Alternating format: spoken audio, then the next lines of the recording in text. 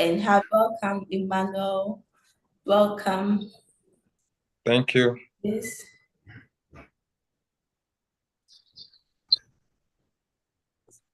Can you hear me? Yes, I can hear you. Okay. Welcome to you all. Once again, we are the Friends of Purpose in Christ, and this conversation is Purposeful Living Conversation, edition 14. And we have an interesting theme. It has come in an era where many people want to fly out of the country, and we have prospective international students in our midst. So I believe this theme has come at the right time for us to benefit from. But before we begin, let's pray together. Almighty Father, we thank you for this opportunity to discuss and to gain insight into opportunities abroad. We know you want the best for us. Guide us throughout this conversation, and we pray that your presence will lead us. In the end, we'll give you the glory for this. In Jesus' mighty name, we pray with thanksgiving. Amen. Thank you, our wonderful audience and our panelists. We have Emmanuel and Danny. Welcome, Emmanuel. Emmanuel is a PhD student. Thank you. Yes. Yes. Can you hear me? Yes, please, I can. Yeah, welcome. Emmanuel is a PhD student in the USA, and I believe himself with Danny Texan are the right mix for us, the right spec, the kind of right experts to guide us with this theme. As we run along with this conversation, with this discussion, we are encouraging you all to share your views, ask your questions, whether it regards the destination, the visa application, anything about traveling. As a prospective international student, you are welcome to bring on board your questions and comments. And be reminded that we are being streamed live on Facebook and on YouTube, Twitter as well. I can see Danny Texan.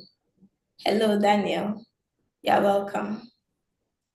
Yeah, hello, thank you. Thank you very much. Can you have your video on? Sure, I would put it on. I'm trying to get my All right, thank you. So Emmanuel, please begin with that, your presentation. Okay, thank you. Thank you so much. I don't know if you have my slide, if you can pull that up. Thank you guys for having me. It's an opportunity for me to be here. I appreciate you guys for finding me worthy to come talk to you guys. I appreciate it. I so much appreciate it.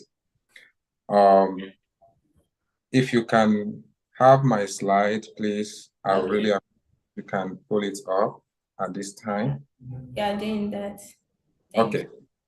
Yes, so I'm Emmanuel Chike. I'm doing my PhD. That's the name, Onyedikachi. Yeah, that's my name also, Onyedikachi Emmanuel Chike.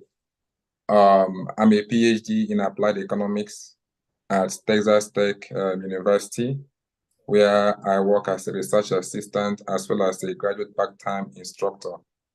And I'm also a senior consultant at CI Education Consult, where we help people from all over Africa to come to study in the United States and in Canada.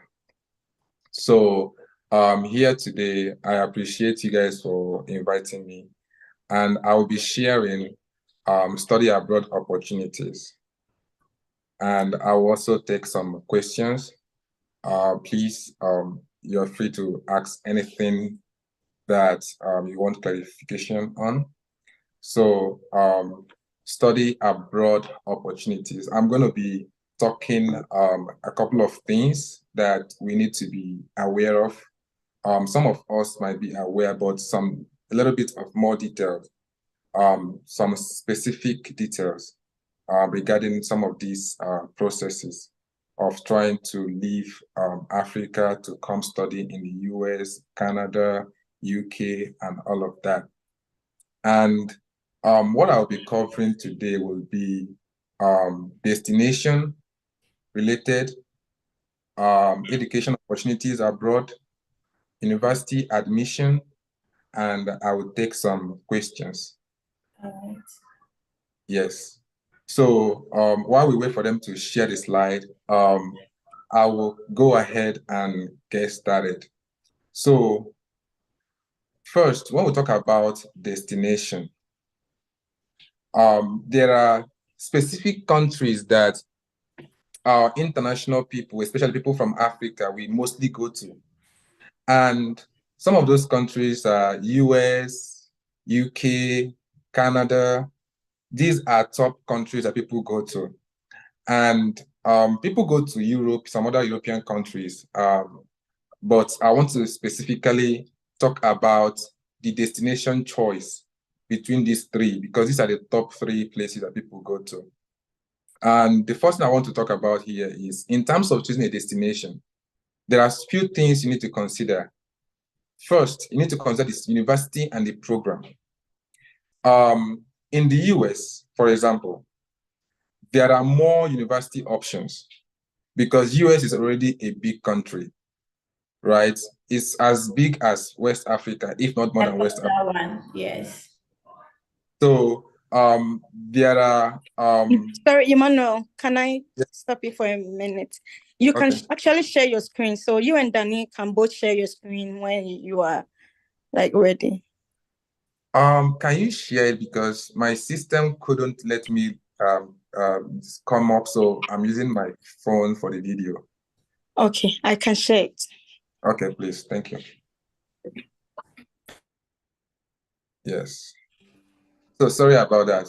So she'll be sharing the slide with us. So as I was saying, US has more option than UK because UK is already a smaller country. Now, if you consider a program, you have more options in the US. Now, if you come to UK in terms of programs, UK universities are more focused. Their programs are more direct, right? They are more like, and because it's more direct and focused in your field, that made it to be that they do it in a shorter amount of time. Someone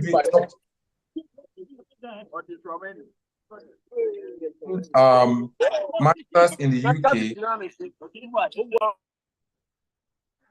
Sorry for the distraction. Please continue. Yeah, within a year, most people finish their masters in the UK. But in the US, you see that sometimes it takes up to 2 years. So it takes more time in the US because there are so much of coursework to do. Even in terms of PhD, there's so much of coursework to do. In the UK, for example, you do more of like research in PhD related programs. So, and there is no GRE requirement in UK for most schools. I said for most schools because London School of Economics require GRE. So if you want to go to London School of Economics for your graduate program, they might, for some program, they might require you to submit GRE. But for all these other top schools in the UK, they do not. And again, if you come to Canada, Canada has some kind of good opportunity for students. And one of those opportunities for students is that as an international student, you can always work off campus while you are going to school. So if you're looking at school with, which I will come to immigration related stuff, if you're looking at school that have, country that has immigration friendly programs, Canada is the destination. Now let's talk about the postgraduate opportunities. Now in the US, you have what we call the OPT, optional practical training. That is a time you get after you graduated from school. You can work for some time before you go back to your home country. If you do a non-STEM program, then you have at least 1 year to work. But if you do a STEM program, you can get an extension that can take up to a maximum of 3 years for you to work after you finish your study. Sarah, are you able to share the screen? To pull up the slides, so that is taking a little bit of time, but I will share it. Okay. So, as I was saying, US has that opportunity, and in UK in 2021, UK created this program which they call post-school work permit. And UK created this program such that when you finish, you can, for master students, you can work for 2 years, and PhD can work for up to 3 years. So this is kind of like I call it immigration war, because if you realize, a couple of years back, UK do not allow you to stay back after study. They can send you back instantly. I had a friend that once studied in UK at some point, and when he finished, he said that they came to him like, hey, you need to go, that kind of a thing. That was a couple of years back. That was cool. Go back home. Yeah. So, but in 2021, they created this program in a way to attract international students and to attract professionals, young professionals. So now you can work in UK after you finish study. And if you come to Canada in terms of post-graduation opportunities, Canada already has a very good structure. Now they have what they call postgraduate work permit. And postgraduate work permit will allow you to work after you finish. And there is an important and good, very beneficial route from that program for you to get your permanent residence. So you can get your residency after you graduate through postgraduate work permit in Canada. Now, the most interesting part in terms of these countries is the funding opportunity. Because for you to get through all these things, you need money. True. You need money. So US has a more robust funding opportunity. I say it's because like schools in the US are more easier to, like they easily can give you some funding opportunities in terms of graduate research assistantship, teaching assistantship, research assistantship, graduate part-time instructor, scholarship, fellowship, and others. So there are more opportunities for you to get funded in the US. So they have so many opportunities for you to get funding. Now, if you come to UK funding opportunity is somehow limited, especially for masters and undergraduate students. You can get some scholarships, some fellowship. There are some external body funding in UK, which you can take advantage of. So if you take some of those advantage, those ones kind of like you have to apply for some of them separately from your admission. But in US, as you are applying for your admission, for most schools and most programs, they are already considering you for some funding opportunity that they have in the department and in the school. Now, if you come to Canada that has a very good immigration opportunity, they also have a limited funding in a way, especially for masters and undergrad. And the fundings are limited in the way of scholarship, fellowship, and research grants. And there are some internal school and external funding within your department.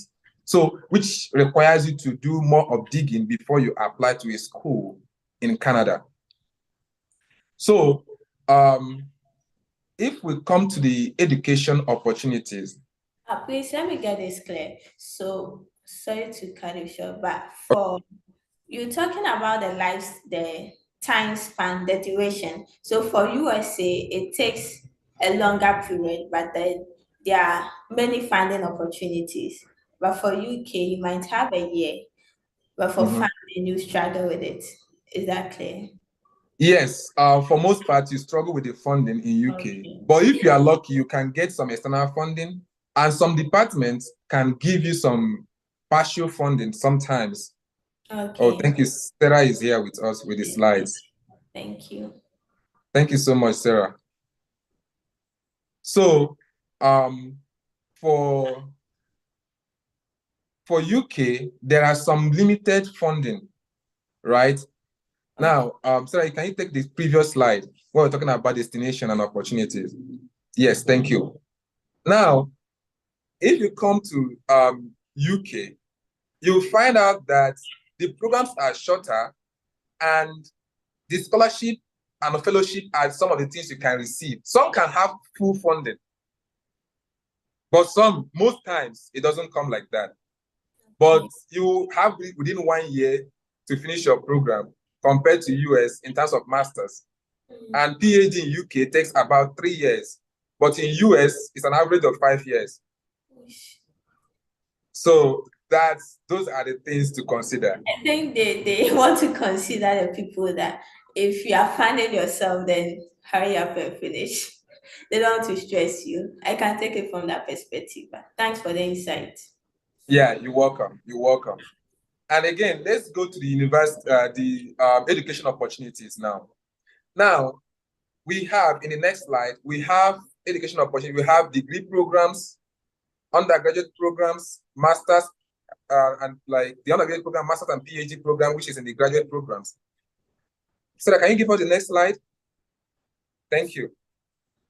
So we have the undergraduate programs. Here, I will focus mostly for the US. I'll focus mostly for the US. We can take questions afterwards for other countries. Okay. But here, I'll focus mostly for the US. And when you come to undergraduate programs, there are very limited funding. There are fundings, but they are limited for undergraduate. So the thing is this, in the US, the higher you go, the more opportunity you have in terms of funding. Okay. So there are some good, I've helped some undergraduate students to get into school in the US without having to pay tuition. But the thing is this, there are requirements, which when I come to the admission requirements, I will highlight for us. There are ways to get to those things, right? So when we come to the admission requirements, I will talk more on those things in masters and PhD. Now, where I want to talk more on this slide is on non-degree programs. There are some study abroad opportunities that you can come to US without coming here for a degree program. Some schools have some of those opportunities whereby you can just come for a summer program, take some summer classes, and at the end of the day, you go back to your home country. Okay. So US has a couple of that. And for me, I was a beneficiary of such program before coming for my graduate program. As undergrad in Nigeria, I came to the US first for a study abroad program. So there are some of those programs you can come here. Some you need to come through your school, some you can come alone. Some you can sponsor yourself, apply for it, sponsor yourself, come for it. Some will require like some kind of partnership between your school and the school in the US. Okay. And there are some workshops and conferences. And one of those opportunities I want to highlight in workshop and conferences, there is what we call the Young African, I think it's called YALI, which is a program by Young African Leaders kind of program, YALI. So it's done by the US government, whereby they bring some young professionals from different African countries to come and take some workshop, some training, attend conferences here in the US, and go back at the end of the day to implement what they've learned in their home country. All right, please, you are talking about undergrads now, right? Yeah, no. So here, this is for mostly for young professionals. Okay. For the Young African Leaders Initiative is for young professionals, but you have to be less than 30 years, and be doing something. You have to show that you have something that you want to come to learn more from the US and go back to your home country to improve on. Okay. Yes. So those are workshops. For study abroad are for undergrads. Study abroad are for undergrads. You can come here as undergrads and do that. Now, let's go to the university The admission. funding for this, the funding for this is limited, right? Because they are undergrads. Yeah, for study abroad, the funding is limited. There are some schools that have maybe some partial funding, right? I know some schools, like for example, Georgia State has some of those kind of programs under the international students program and plans and all of that. So they have one that it costs, I think, about $5,000, but they can give you partial tuition if you apply on time and if you show proof of need, and you have to pay the remaining to just come, right? So most of the study abroad programs are self-funded. Most of them are self-funded. Okay, this question is from Hilda, and I hope you've been answered. Thank you. Okay. Okay. Yeah. So that's how some of those programs operate, right? So again, for YALI, Young African Leaders Initiative, it is fully funded by the US government. And even after you finish and you're going back, they give you some pause, like they give you some stipend, right? So, but it's not easy to get, I will tell you. I worked in the planning of that program before, so I know how tense it could be for you to get into that program. Okay. So yeah. Any other question on that before I go on to the admission? Please go on to the admission, and we have lots of questions, so please be quick. Okay. Yes, we have so many questions. Okay, so I don't know, our slide is, Sarah is not, I don't know if she's having difficulty with the slides, but it's okay. So let's go to the university admissions. So let's go to the university admissions. Now, we have the undergraduates. Now, in the US, there are two ways to apply for admission for undergraduate program. One, through the Common App.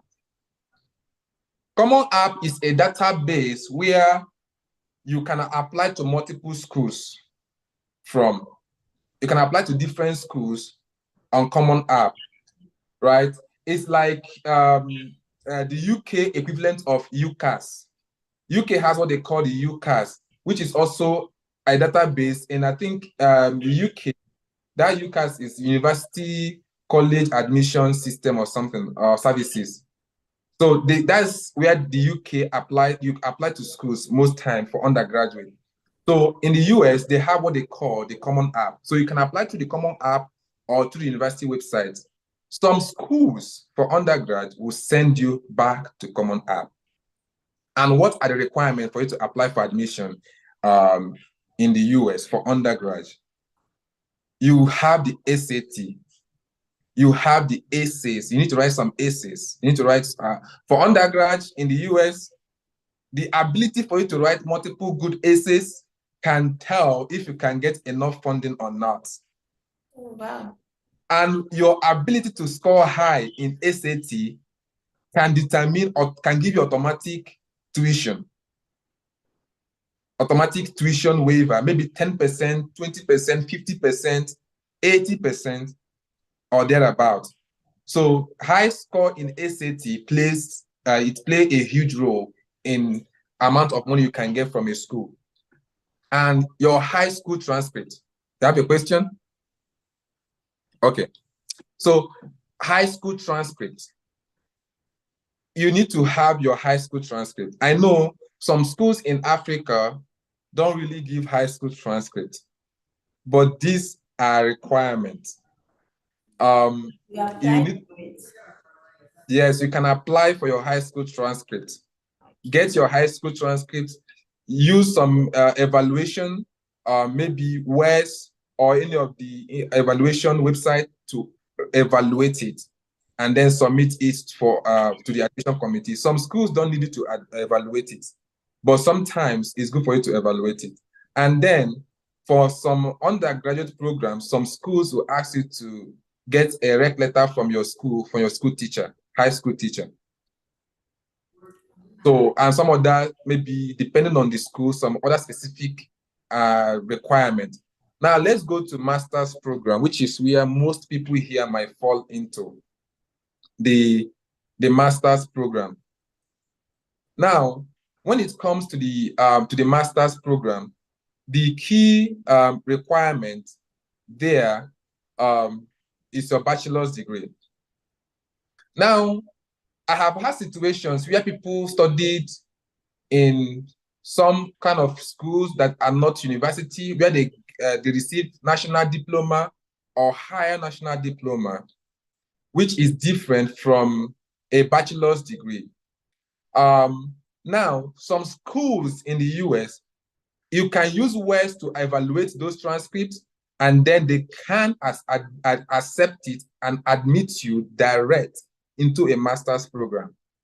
So if you have national diploma or higher national diploma, higher national diploma can help you to get direct into a master's program in the US, but not in Canada. Canada will not accept higher national diploma. UK schools will not, most of them will not accept higher national diploma. They will ask you to do MPhil. Okay. Or they will ask you to do some like leveling classes. That will be the condition for accepting the HND. Yes, in UK and Canada. Okay. Right. So, but US, you can get into a US school, most US schools, with your higher national diploma once you have done West evaluation. Now, GRE or GMAT, this is the big elephant in the room. And it's the exam that scares most people. Many people. Yes, a lot of people get scared with this exam. I was scared about it at some point, so I understand. No matter how smart you are, no matter how brilliant you are, GRE can mess you up if you don't really prepare. Yeah, so The same thing with bottom line is please prepare, okay? If you are being scared, it's still possible. We have someone here who passed through it. Thank you. Yes. So no matter how it is, I want you to know that your level of preparation play a huge role. So practice as many questions as you can practice. There are so many practice questions you can practice, and then write it. I think, and the good thing about it is that since COVID, a lot of schools, they've removed GRE and GMAT as a core requirement. Okay. So since COVID, a lot of schools have removed it from their requirement. And there are some schools that don't have it in their requirement at all. Some have it as a recommended requirement. Some don't require it at all. So there are some schools like that. And the SOP, statement of purpose. Please, Emmanuel, I'm sorry to distract, but I think because of our time, you need to, yes. I'll get back to you on this. Because of the questions are many. So please let me give Danny Texan a chance. We'll come back to you. Thank you so much. Okay. So Danny, please can you help us with your demonstration? Thank you. Hello, Danny. Yeah, I'm here.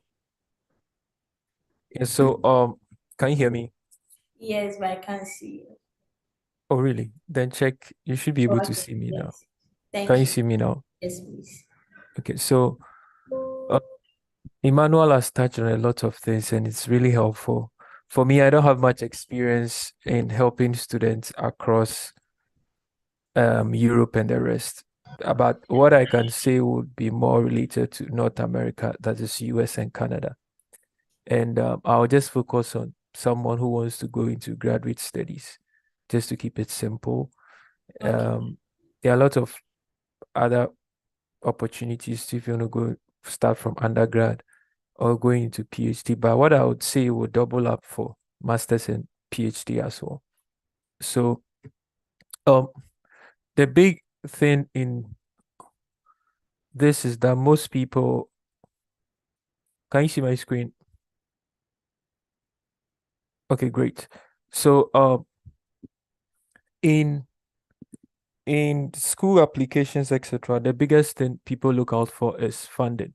And Isaac has mentioned a couple of funding.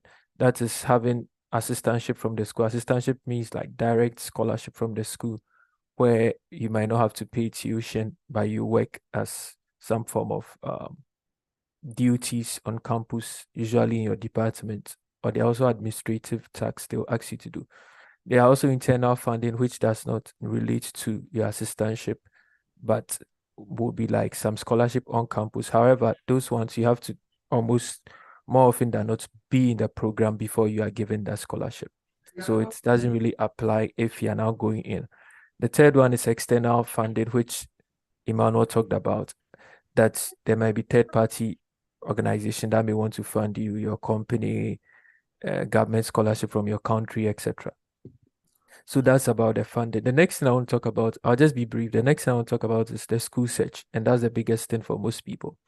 So in searching for schools, I usually demonstrate a couple of things to give you a place to start with. Now, let's suppose you have graduated undergrad, you've done your national service or whatever, you're working a couple of maybe a year or two, or even just coming out of your national service and you want to start school application. I would say you might probably have heard a lot of people giving, insights and giving a lot of, but I just want to help you as to where to start from. So now let's suppose you open Google and you want to start searching. One big place to go to is where we call the 4 ICU universities. Right. Once you go there, you see like different countries. This just ranks all the schools, quote unquote, in the whole world. But let's make it simple by doing 4 ICU USA. So whichever country you want to add, you want to go to, you can add. You can even do 4 ICU Ghana or 4 ICU Nigeria, 4 ICU Romania, Finland, etc. You get schools from there. So once you hit that, let's suppose you want to go to the US.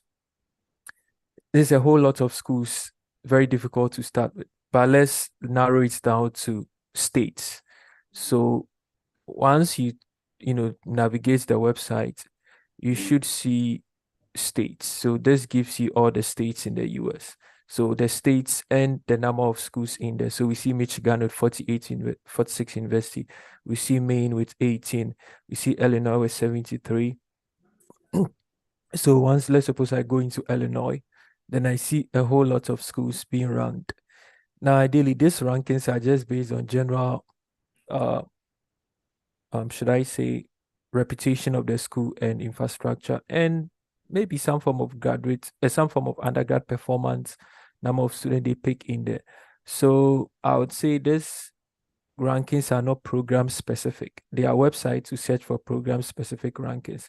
But let's suppose we are in Illinois, we want to study in Illinois, and we want to go to, this is a very good school to go to that they do accept a lot of international students.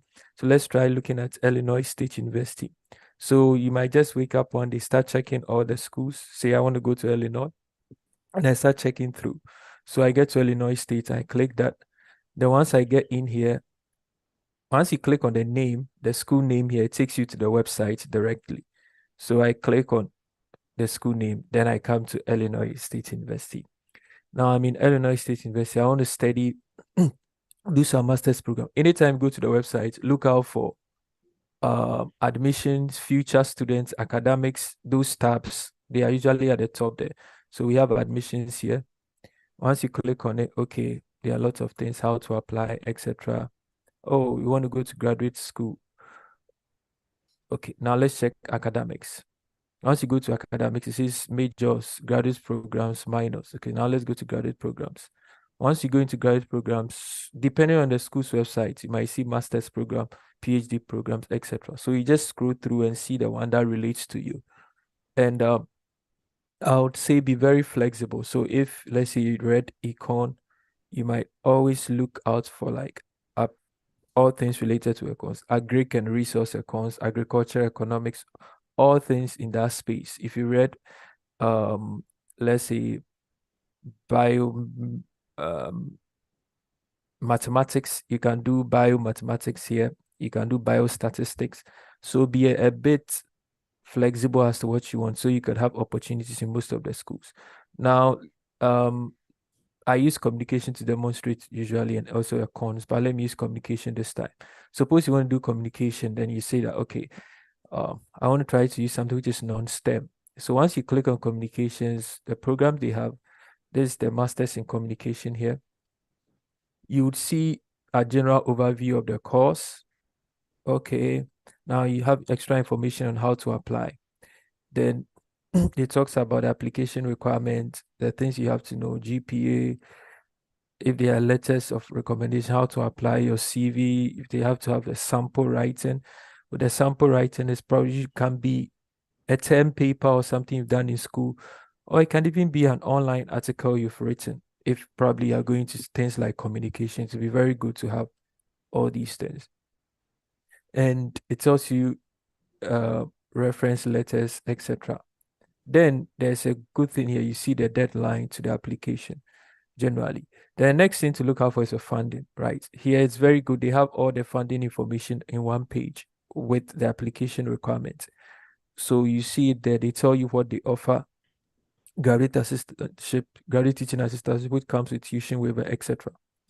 Then you are able to shortlist this school. If you have extra information, you can ask them here, and most definitely they are going to get back to you. However, if you want to be more personal, you can look for the graduate coordinator. So we have the graduate coordinator here. So you can just click here and look for her profile, and you can email her. I'll talk a little bit about emails, but generally, let's see. If you don't see the graduate coordinator here, you have to go to the faculty members. So we have faculty members here. So we just click on faculty members. Then there are a lot of here. They've put the true faculty and the graduate teaching assistants all on the website. So you see this website, you see people with nice Ghanaian names here, and some Nigerian names are also here, and other, South Asians, etc. So it just means they are open to bringing in internationals. So that should really encourage you to apply. In this space also, you can also, see people you can reach out to. You see their emails here. You can reach out to them and ask them about the program and how they got in. So that is a good way to go. A very good way. Yeah. Yeah, so as I say, if you don't see the graduate coordinator there, you come look for them here. Now, let's suppose I have seen the graduate coordinator. What is the next thing to do? So if I see the graduate coordinator, let's suppose I want to send them an email. Ideally, there are certain things you need to ask them. This is a standard email you can send them. You can just ask them, oh, hope you are doing well. My name is, introduce yourself. Well, my name is so and so, a fall 2024 prospective applicant to the Masters in, we are using communication as an example, Masters in Communication at University or at Illinois State University.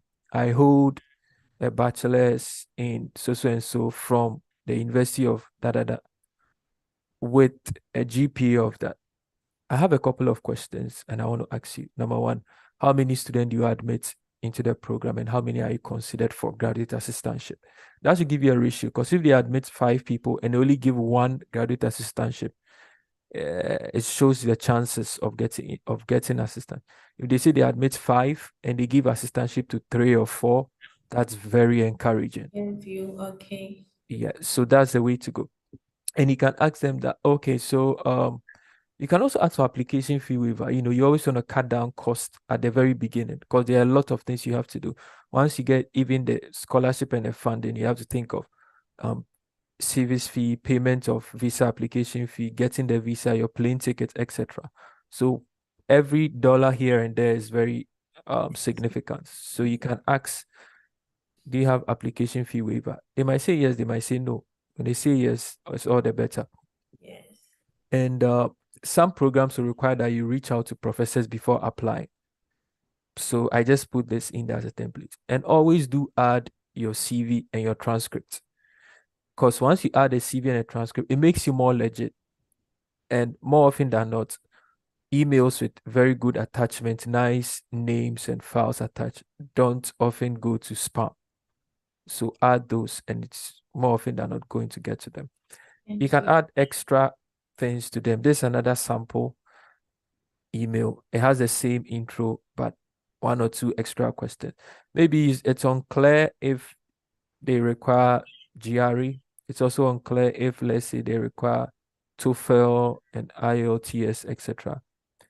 You can ask that here, but don't. I always say, though this is a good way to go, don't ask obvious questions which are on the website. Try and find out so that you minimize the number of questions you ask them. So I think that's about it. If you ask this, then you just hold on tight and wait for a response. Now, I also want to just add one or two other things, then I end my session. So now let's come back to the school search. So you keep doing this, coming back to this tab for, as many schools as you can. And you can always talk to people to help you narrow down the schools.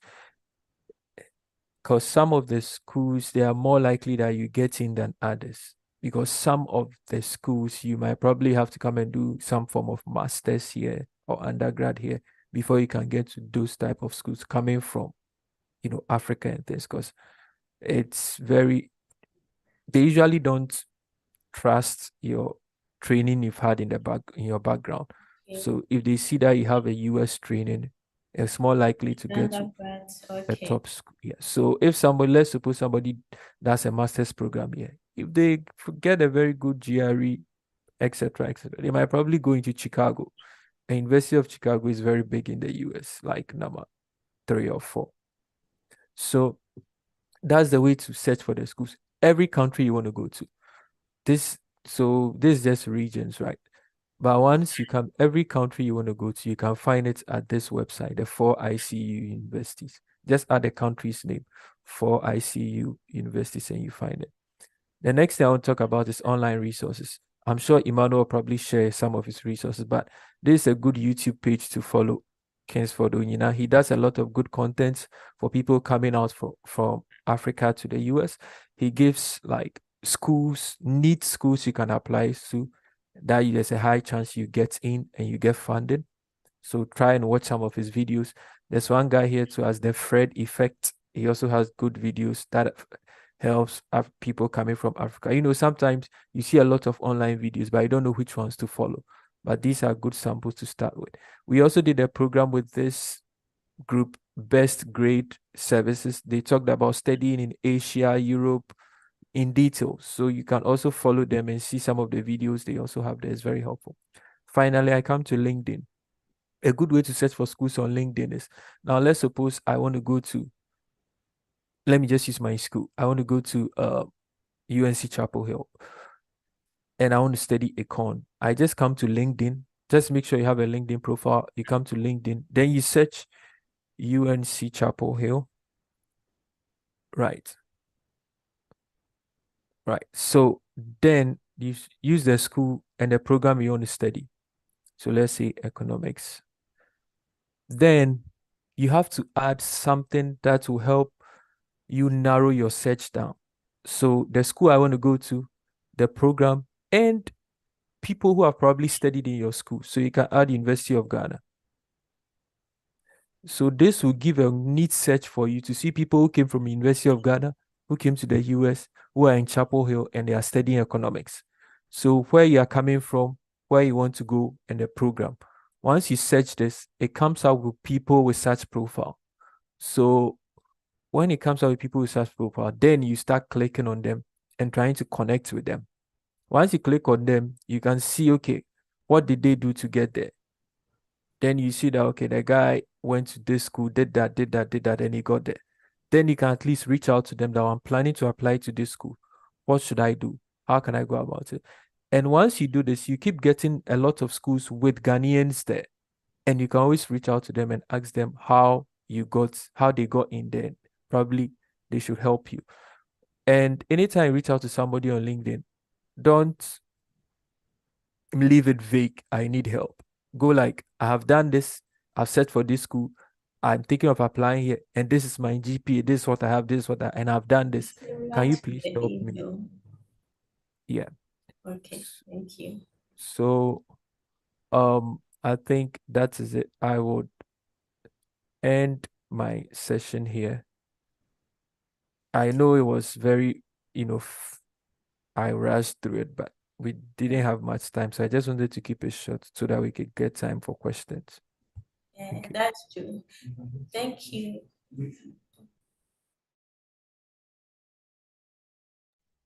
Thank you so much. Both of you are really seasoned experts, and we are grateful for this. It's very detailed. Thank you.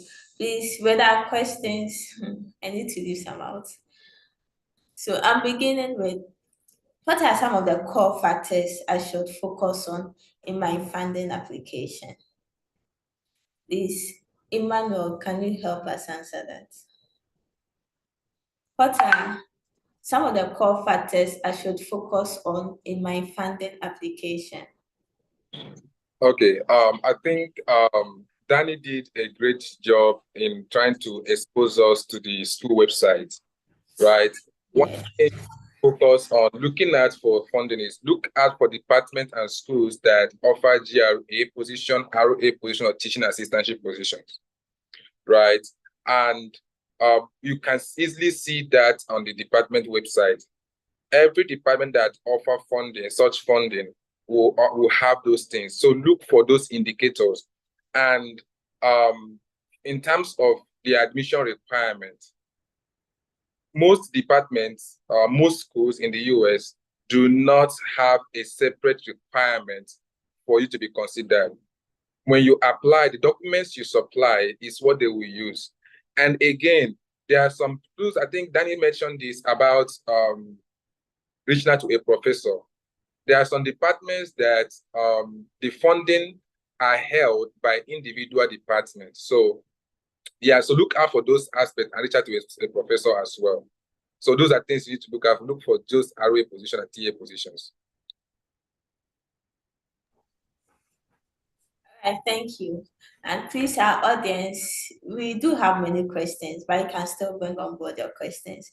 And before I move to the next one, we want to remind ourselves that we are being streamed online. So you can invite a friend, remind a friend to join on Facebook, YouTube, or Twitter. Thank you. Please, to our next question. Someone's asking that, how do I deal with multiple rejections? I think the person has suffered in the hands of these people. But he's asking that, how does he deal with multiple rejections? Have you experienced that before? Do you know someone who has experienced that? And any help to that question, Danny? Rejection is part of the process, right? And Anticipated. just to in moving from, I did a master's in the US before coming to UNC Chapel. In moving from there to UNC Chapel, well, maybe the only thing that helped was that I had a lot of opportunity to get some application fee waiver and professors to write me a recommendation letter. But I applied to 17 schools. I only got one. Wow. And that's why I am now. Wonderful. So person to advise us on this. yes, when I was coming from Ghana I applied to 10 schools. I got into 4 of them. I got funding from 2. Wow. So narrow. So I would say that the best way to deal with rejection is go to a professional, go to someone to help you. So you apply to the right places. Okay. Yes. So you apply to the right. Sometimes you should know your strength and where to apply to, so that to reduce the number of rejections you get. But rejection is part of the process. So handle it well. It's part of it. To our audience, it's part of it. So handle it well. And probably we should add, from what you said, apply to many schools, but know your strength so that you narrow it down to where your strength is. Thank you so much. This another question is, what are some of the factors to consider when I'm making a decision concerning offers from different schools and different countries? Emmanuel, please, what are some of the factors to consider when I'm making a decision concerning offers from different schools and different countries? So let me say, if I have 5 different schools from 3 different countries, you helped us in dividing this into USA, UK, and Canada. So what are some of the factors to consider to make such a decision?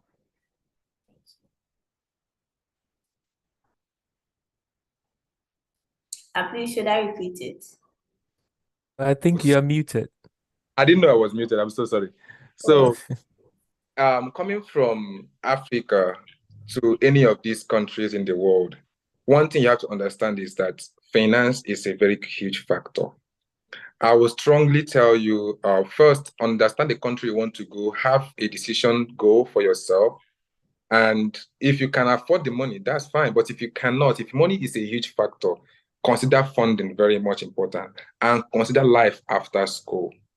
Because when you finish school, there will be opportunities in any of these countries, but some will be easier to get than others. US has a good opportunity, Canada has good opportunity, UK, but before you to have that decision, consider the option, the program, consider the school, consider the funding. These are very, very important if you have different offers, and the location of the school as well. These are very important when you are making decisions. Okay, thank you. I hope Sarah is answered with that.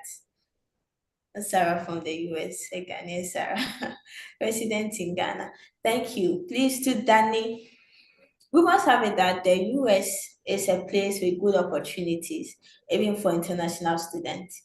Suppose I have admission into a country other than the US. What are some of the ways I can move into the US after my study?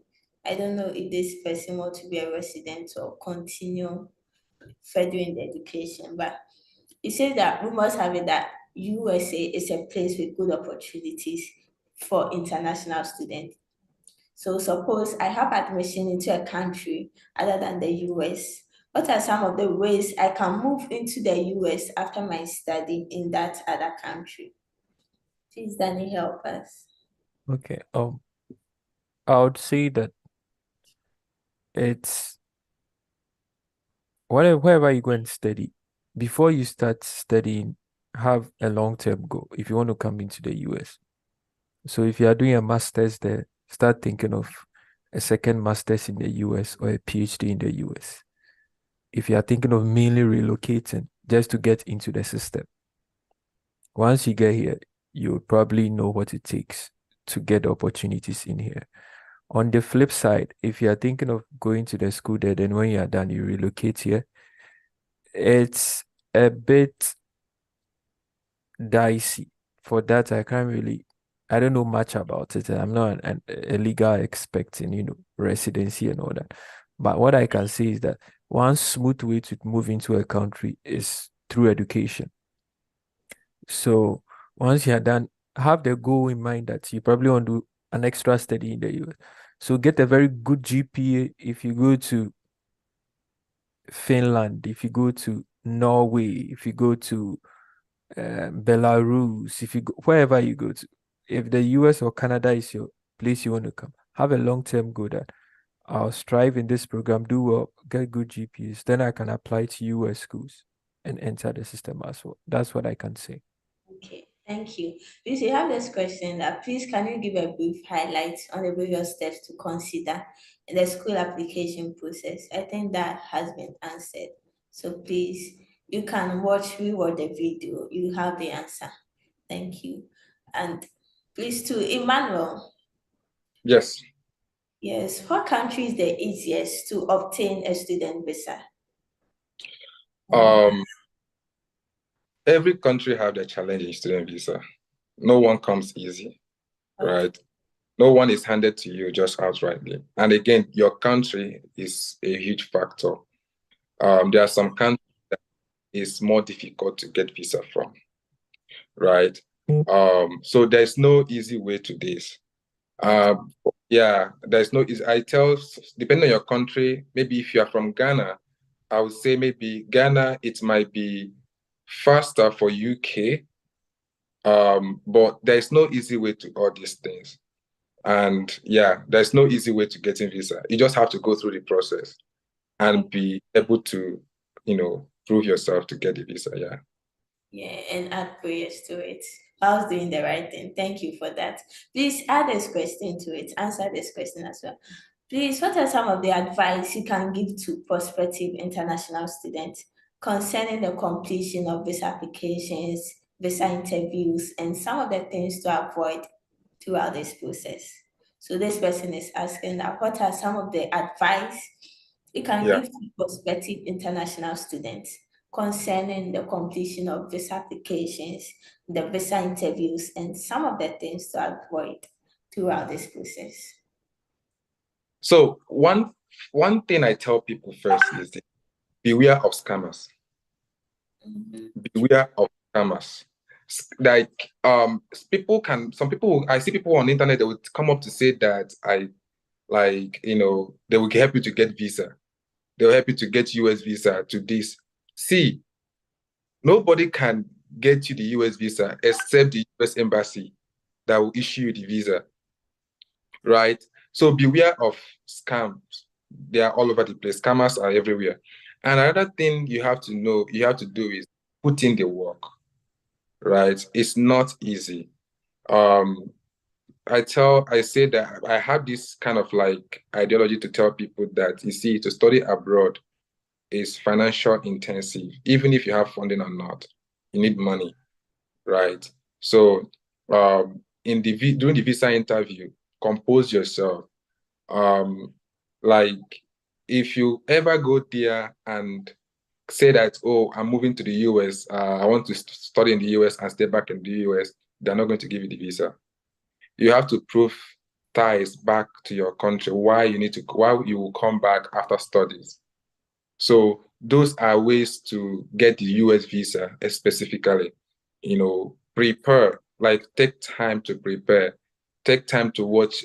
Danny has shared so many good YouTube videos. Take time to watch. Watch videos, look at people's testimonies, read people's transcript for visa interview, right? Get prepared, compose yourself. These are things that, not that you are not qualified to get visa interview, to get the visa during the interview. Sometimes it's just mere psychology that they will use to deny visa. So these are things I would say you should kind of put in perspective. Okay, thank you. And put in the hard work. Please, the audience, we are still accepting questions. Our time is running, but still, if you have any question, clarification you need, you can still bring it on board. So to Danny, please, we have a question for you that what are some of the factors?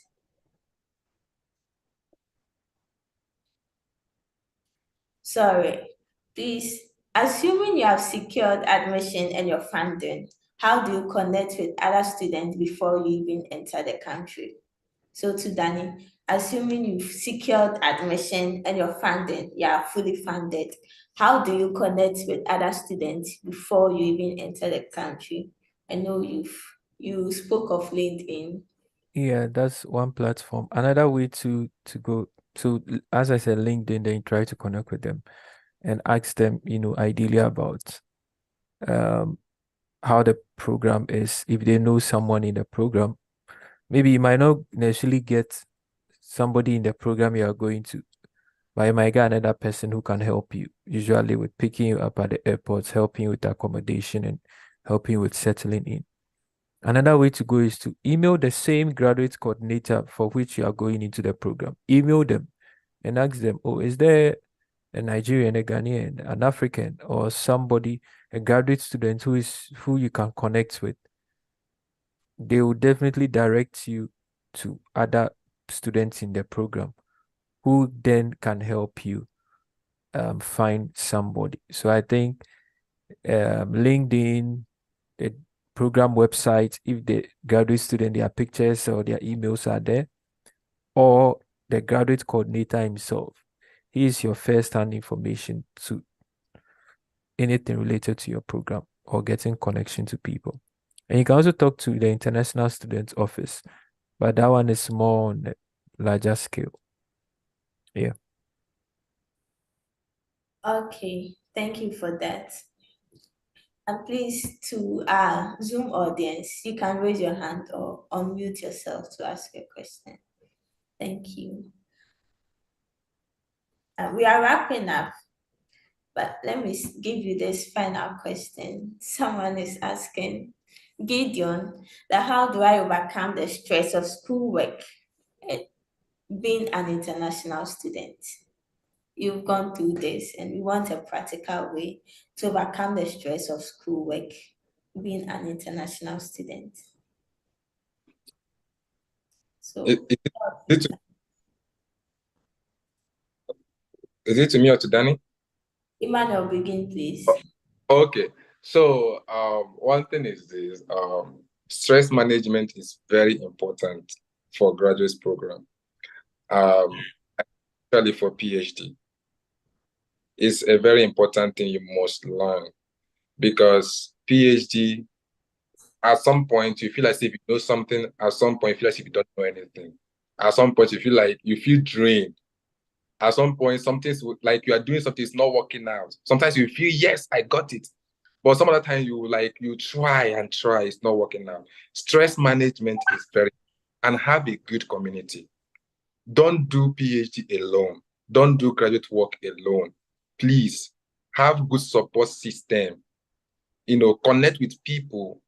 Like sometimes you guys should just keep schoolwork aside and go out and do something fun. Yes.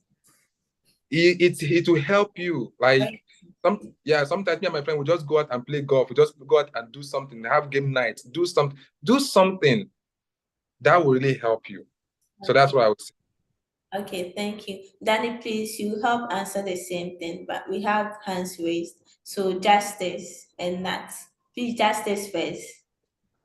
What's your question? We are listening. Okay. Good evening from my side. Good evening. Yeah, please. I want to ask about the funding options. Um, Please, you said you want to ask about the sometimes if funding. Yeah, my question is that sometimes when the program is not categorized as a STEM, it's difficult to get scholarship, especially the social sciences. They give funding to few graduate students. So I want to ask, is it advisable to also go in for loan? Because sometimes the school will tell you to go and search for external funding. And the link that they will give it to you will lead you to, let's say, some loan institutions like Empower, Prodigy, Ascent, and others. So I want to hear from your experience or your advice. Okay, so please, Danny, you can help with that. Okay. You get the question right. Yeah, I got it out. It actually depends. For me, I wouldn't advise. I would say try another school or look for another place where you might probably get some form of funding. If you are trying to go for the loan to cover everything, that in itself is another problem. You are relocating, thinking that after school you get a job, but life is not really that straight. A lot of things happen in between. So the loan option is something you can consider, but I can't really say that go for it or not. But what I would say is at least either not go for it or it should be a very, very small amount. That is what I can see. Okay, thanks for your advice. Please, Emmanuel, anything you want to add? Okay. Yeah, I think Danny put it very well. I will not actually tell you to go for loan, right? when you people like people have this ideology that portrays that as if when you come to America, everything will fall in place. That's Every, and sometimes it takes time for some of those things to fall in place. The ideology of having loan and then going to school and you have your bills to pay. Remember, you pay rent every month, you pay bills, like then you have to pay some of those servicing the loan again. I won't advise that. There are, if possible, there are programs that kind of like give you funding. You can switch field. You can check other programs. You can check some schools. You can reach out to some professors. There will always be a way you can get funding, or ask for one that can help you. Reach out to someone can help you. There's someone in that your program that is also funded, so that can help you to mentor you through the process. So that's what I would say to that. Okay, thanks so much. So, to justice, please, from both experts, if I can call you so, the advice is that don't go for loan. Do not go for loan. Okay, thank you. Please, Nat, your question. Our time is running. Nat, you can unmute yourself. Hello, good evening. I want to ask this question. I'm having a friend who had a low GPA. Nat. He had second class. He had second class lower, and he has applied to universities abroad. He has applied, and he's not getting admission. I want to ask: is there hope for my friend? And also, what other ways can he use in getting admission because of his low GPA? Wow. And what other avenues can he use? Lastly, do you people have practical examples of people who had low GPAs, second class, lower, and third class, and they used other means in getting admission in Canada, US, or Australia?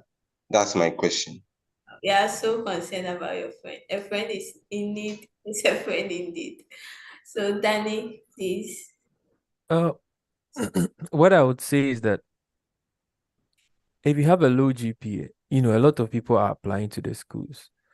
Some schools you can search, you get some requiring 2.5, some requiring 2.75 out of 4.0. All these are in the range of a second class lower. Now let's talk about a very, very lower, 2.1, 2.02, almost getting into third class or even a third class.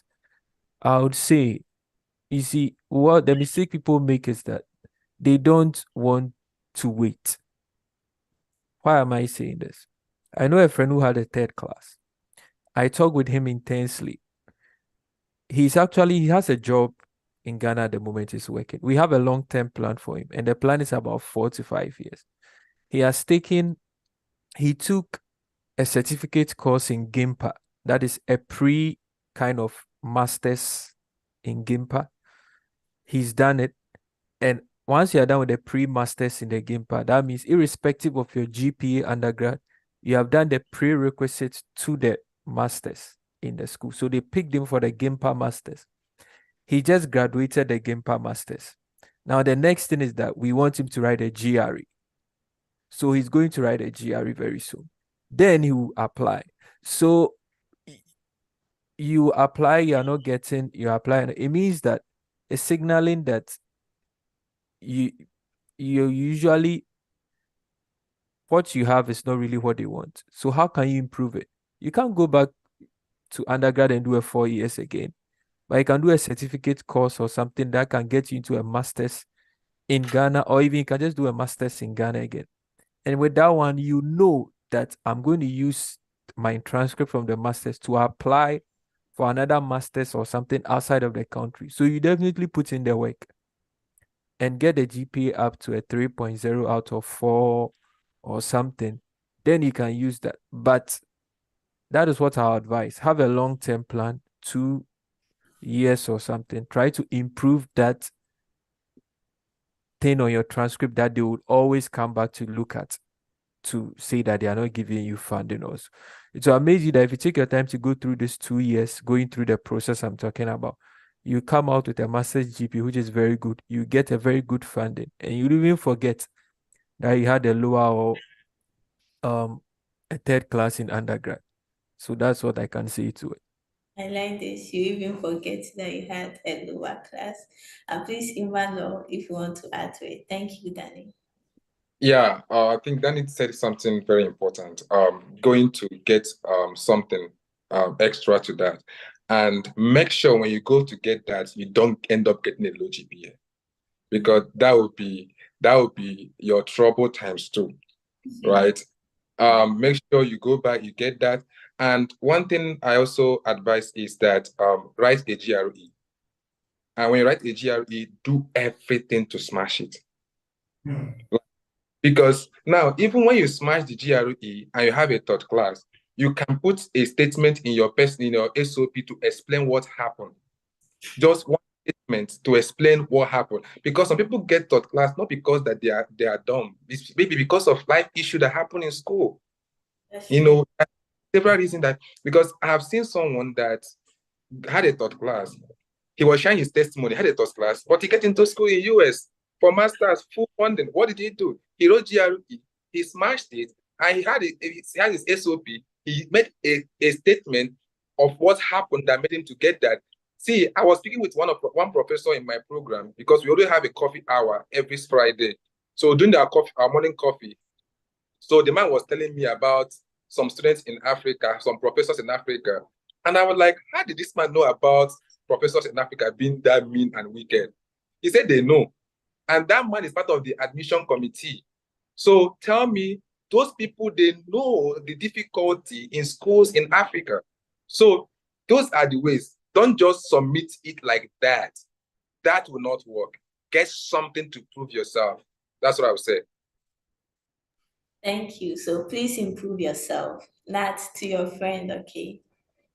The person him or her should improve him or herself. I hope you've been answered. Okay, thank you. Thank you for that. You're welcome. Justice, Okay. if you have any other question, hand is still raised. Yes, perfect. I'll come back to you, okay? So to Peter, please ask your question. Hello, Peter. Hello. Good evening. Yeah, good evening. And thank you for this session. My question is, it has been very difficult for me to get schools that don't require GRE. And I have researched, I don't know which website I should search, if there's any, for me to know the schools that does not require GRE in fall 2024. And also, what is the pass mark for GRE? That's my question. Okay, so two-in-one question. Danny, please begin. I'll speak to what is the pass mark to the GRE. I would say with the GRE, there is no bad score. There's a bad score to where you are sending it. Does that make sense? So the score you had is not in itself bad, but it depends on where you are sending it. So for me, I would cite this example that, as even Emmanuel said, when I took my GRE, after I had my score, I know that this score cannot go into a very high achieving school I wanted to go into. But I wrote in my SOP that, because of COVID and the stress, I can't retake the GRE. So they should look at other signals on my transcript and CV and see that I'm a good student. I wrote that statement in there. So it really works. So I would say that there's no really a pass mark, but there's a particular website. I don't know if I can find it. It gives you the school and the kind of range of GRE that is accepted there. However, it's even program specific. So you have to know the program you want to go and study. Some of the websites, they can tell you that the GRE requirement for this program is a minimum of so and so. Then you start, okay, preparing towards it. Now, if I want to go to this school, I need to get a minimum of so this much. But I would also say I can't answer the minimum question. What I can say is that if you have a question on the pass mark of the GRE, you can email your graduate coordinator, as I said. You can so ask him that on average, what is the GRE score of students that come in? They will be willing to give you some form of measure to it. Yeah, so I think I'll leave the rest to Emmanuel to answer. Okay, thank you, Daniel, for that. Yeah, in GRE, there is no specific pass mark. It depends on school, of course. Yeah, Daniel has said go to email the school.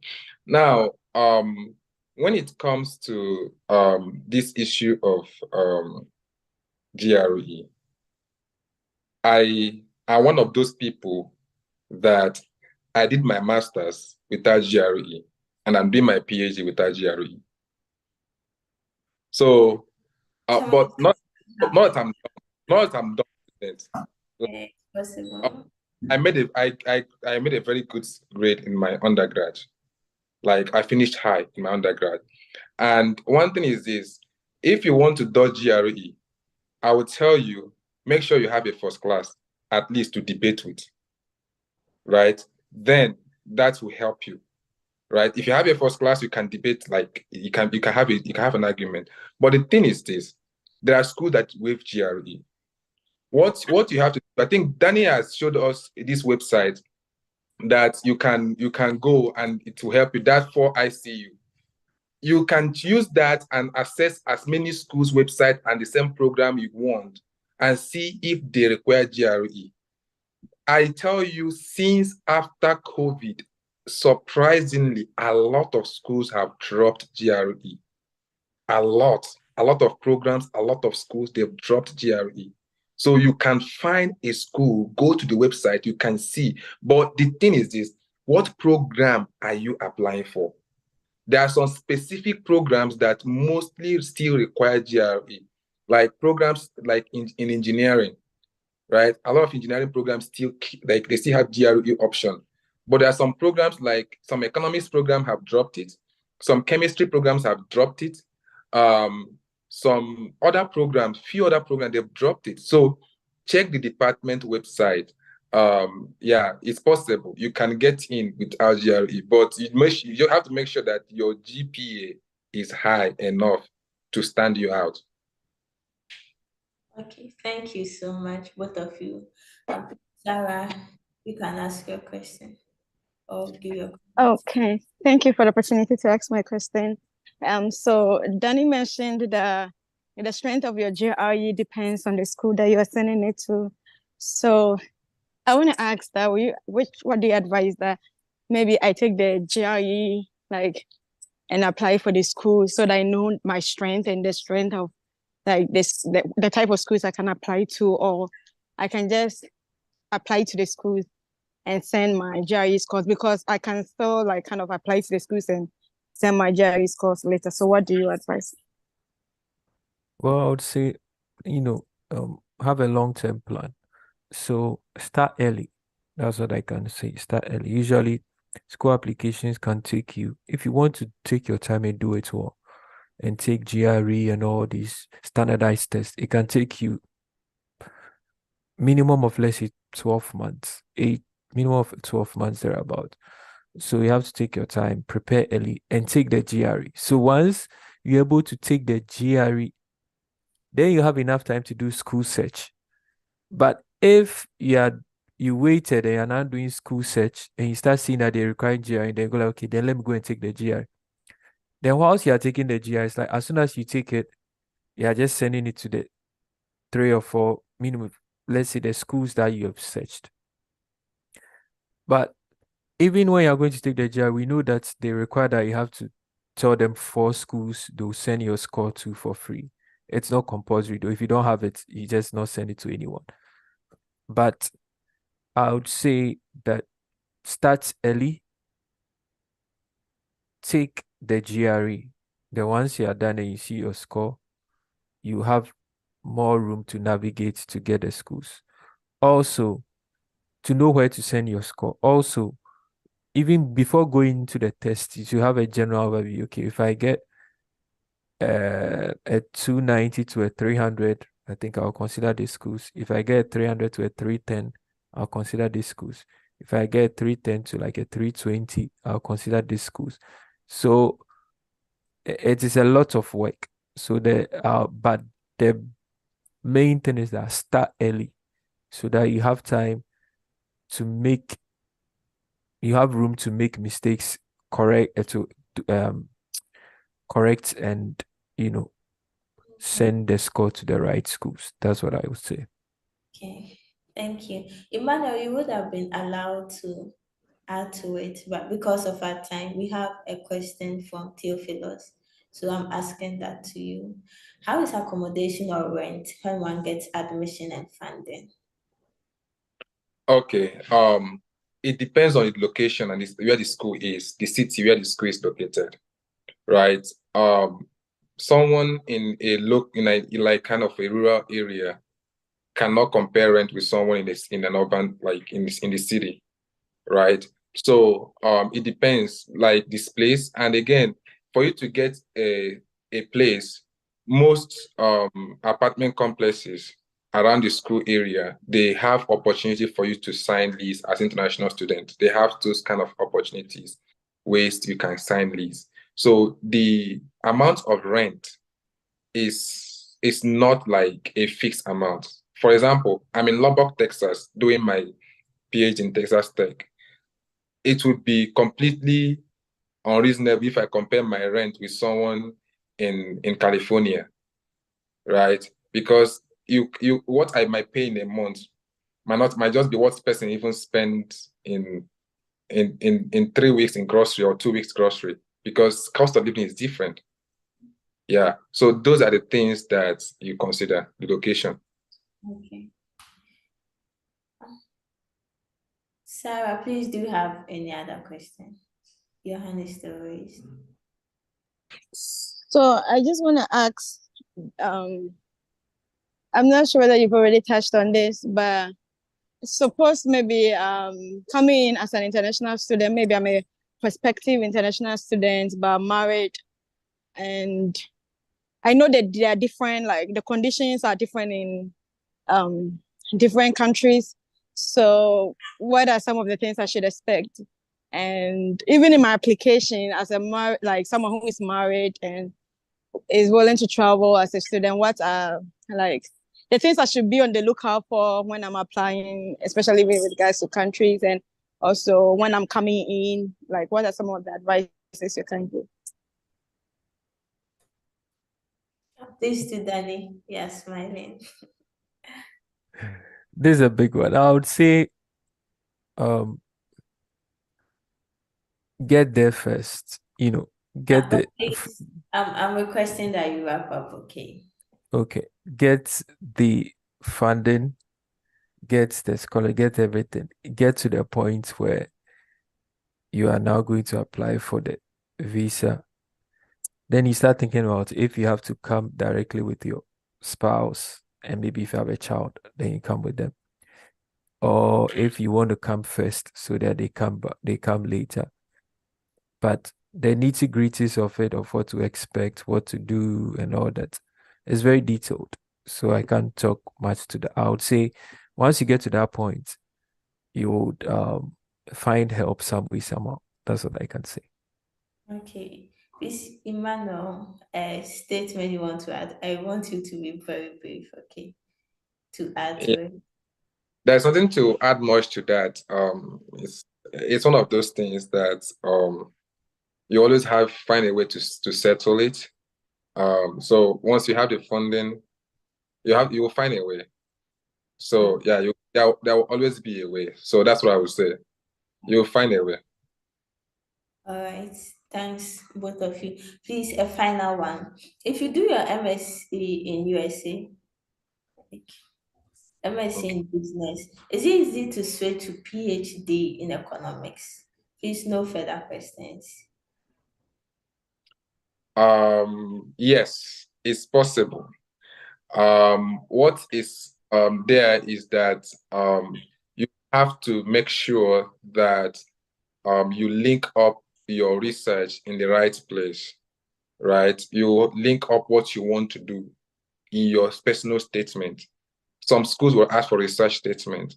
Make sure that there is a comprehensive statement on that. I have classmates that did MBA finance, and undergraduate banking and finance, but he was able to prove himself and he got into the PhD program and he's fully funded, right? I have one that is even most interesting. The most interesting one is that he did undergrad in theology and master's in international business, and he got into the PhD economics program. I don't know how. That must be hand of God.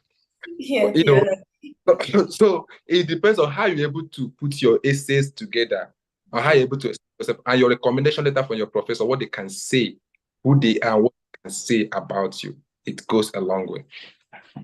the recommendation is also necessary and imperative. Thanks so much. Thanks our audience. Thanks our seasoned expert in this case. Thank you so much. We PLC, Purposeful Living Conversation, is brought to you by the Friends of Purpose in Christ, FOPIC, and we come your way every Saturday from 7 to 8 to 8:15. Today we went overboard Ghana time in the evening, and we are grateful you joined us. If you have any further questions, do follow us or continue viewing or joining on YouTube, Twitter, and Facebook, and you get in touch with us. Thank you so much, our panelists and our audience. We'll meet next week. Thank you. Bye. Thank you for having me. Bye. Thank you.